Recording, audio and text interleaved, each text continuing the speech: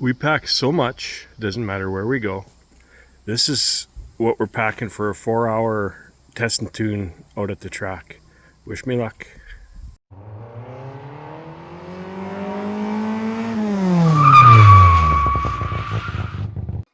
So I spent a bunch of time screwing around, tuning and whatnot last week. I didn't get to do as much as I had hoped. Just life got in the way and weather got in the way and blah, blah, blah. Anyway, we went out to the track with some changes made, but still somewhat untested. To probably nobody else's surprise, but definitely to my surprise, my bog off the line was still there. And if anything, it had gotten worse. But you know what? Stick around to the end. I'll actually show you. I think I pretty much figured out my problem. I haven't got it completely solved, but we're getting there.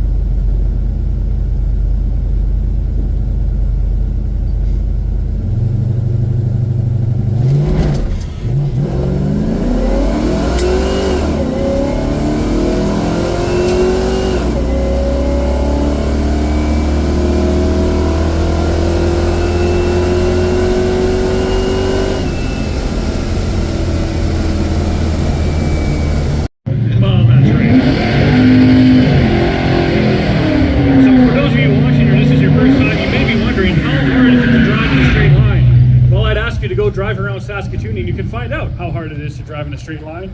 But here, the name of the game is reaction time, power, keeping these cars straight. It is harder than it looks, believe it or not.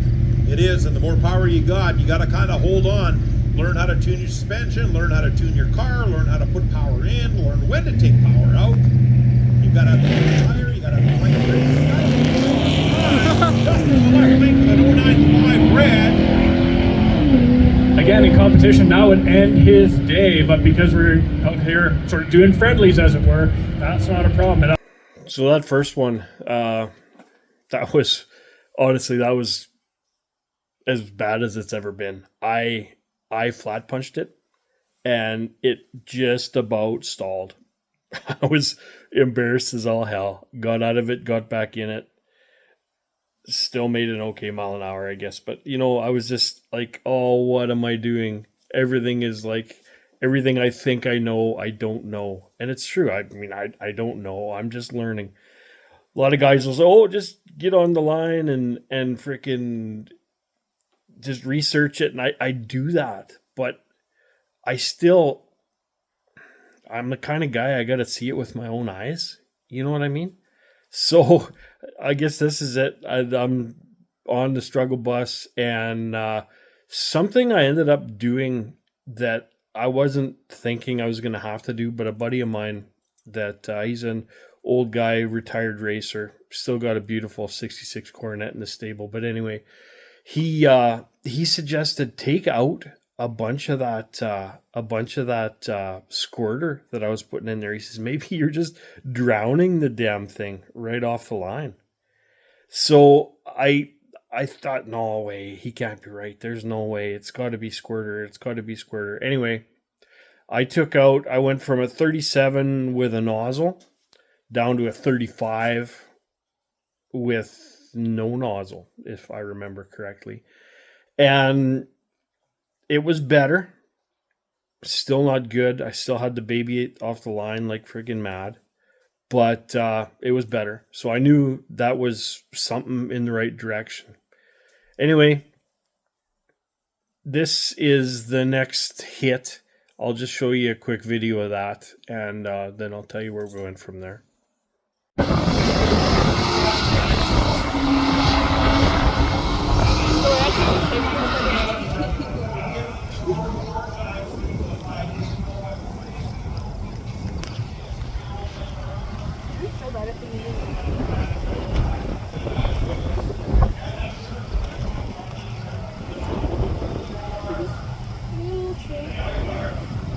It's a cute little truck.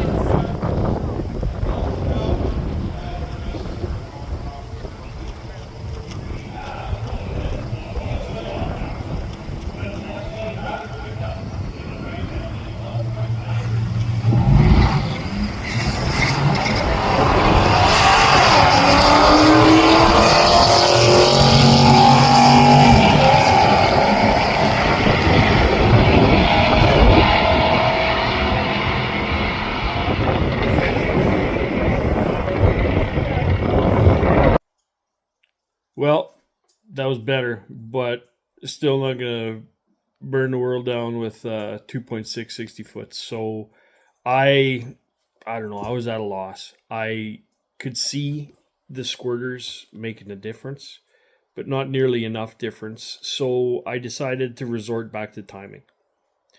I popped the hood, put the proper timing gun now that I have that'll actually read the MSD ignition, and I could not see shit.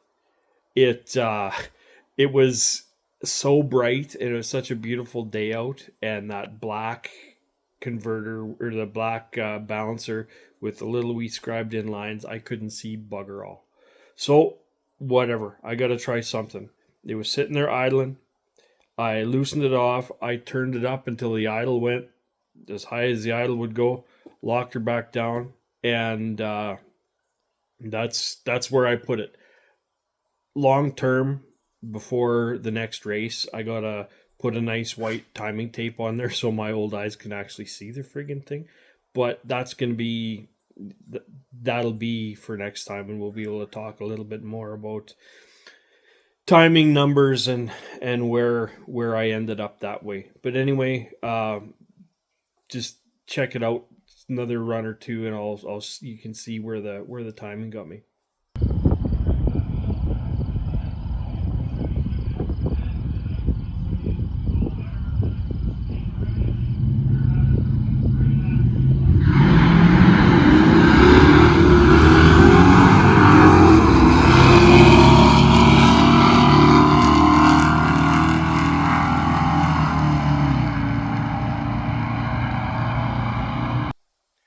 So the timing really helped me out. After I did the timing adjustment, which, like I said, I still don't know where exactly my timing's at, but we'll figure that out. I could still see I was down a couple mile an hour from my last trip out, and it was cooler. So that's making me think that okay, well, if it was cooler, you could think it actually would have run harder, but if it was on the verge of too lean before, who knows? Maybe it was just lean enough to slow it down a little bit. There was a bit of a headwind, but anyway, that's that's excuses, and we don't need to go there right now. I wasn't too concerned about that for today. I was more concerned, honestly, way more concerned about that 60 foot than any other single thing. And I made some headway. I really did. It was coming off the line pretty clean, and I didn't get a video of it, unfortunately, but I revved it up to about 2 grand and tried to launch it at 2 grand. It seemed to transfer weight really good, but zing, it instantly spun the tire. So I'm kind of at my wit's end with these Nitto tires. A really good guy and an excellent racer. You can see him in one of the videos. He's got a Chrysler, or not a Chrysler, Cadillac CDS, some kind of silver station wagon, super high zoot, supercharged thing. It goes tens. It's an amazing rig, street driven. And he suggested to me that maybe I try just boiling the living crap out of the radials, and you know what, it really does make a difference. They grab a whole lot better. Will they ever grab good enough to do what I need them to do? I don't know. I still got guys telling me that they should, and I don't know. There's still lots of work to do there, but we'll figure that out too. Anyways, a couple more runs, and I ended up got my timing. I actually went down to a 32 squirter, and that was far better than anything as far. It wasn't perfect. I'm actually going to probably go down a little bit more. But here's a couple more runs just to see where I kind of got towards the end of the day.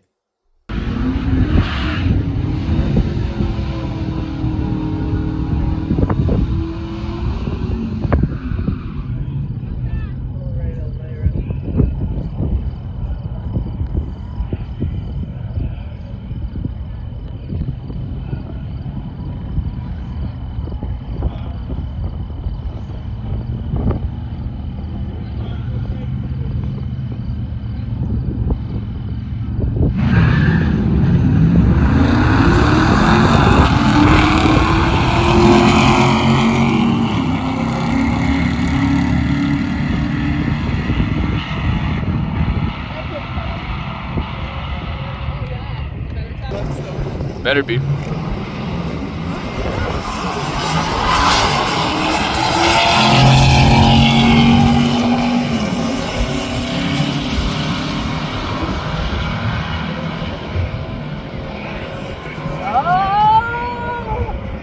Oh my God, how close! 1378, that was his first. Don't roll!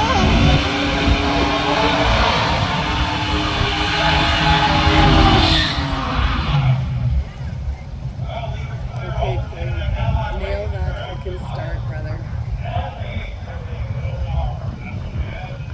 That's really it. If he can get a good start, he'll be just fine, but...